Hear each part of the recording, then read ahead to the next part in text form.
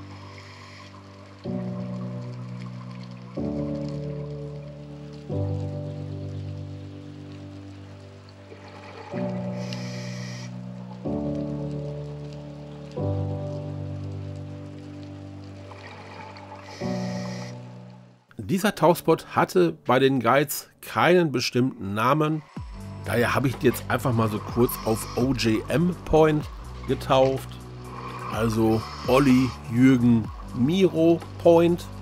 Ja, der Esel nennt sich immer zuerst, aber vielleicht fällt euch ein passenderer Name für diesen Tauchspot ein oder wisst, wie dieser Tauchspot heißt. Dazu könnt ihr mir gerne mal etwas in die Kommentare kleistern. Aber egal, welchen Namen dieser Tauchspot trägt, er hat auf jeden Fall einiges zu bieten. Aber leider sieht man auch die Nachwirkungen der Dynamitfischerei. Stellenweise gab es wirklich breite Schneisen voller Korallenschutt mit einigen wenigen kleinen und sehr jungen Korallen. Ich denke mal, dass die Dynamitfischerei hier noch vor kurzem stattgefunden hat. In der Corona-Zeit ist dann auch ein sehr, sehr trauriger Anblick, denn wenn man sich vorstellt, dass das ganze Riff mal wirklich intakt und wunderschön war, treibt einen dieser Anblick Tränen in die Augen. Hier auch wieder das gleiche wie beim ersten Tauchgang im Süden von Lembeh. Viele Fische, wo auch die Fischbestimmung wieder etwas schwierig war. Deswegen habe ich auch hier jetzt wieder nur die markanten Fische bestimmt. Denn ansonsten wäre das Ganze etwas unübersichtlich geworden. Ich melde mich dann, wie gehabt, nochmal zum Ende, denn zu moderieren gab es jetzt hier auch nicht wirklich viel. Deshalb lasse ich euch jetzt mit den Bildern alleine. Genießt das Video. Dabei wünsche ich euch jetzt viel Spaß.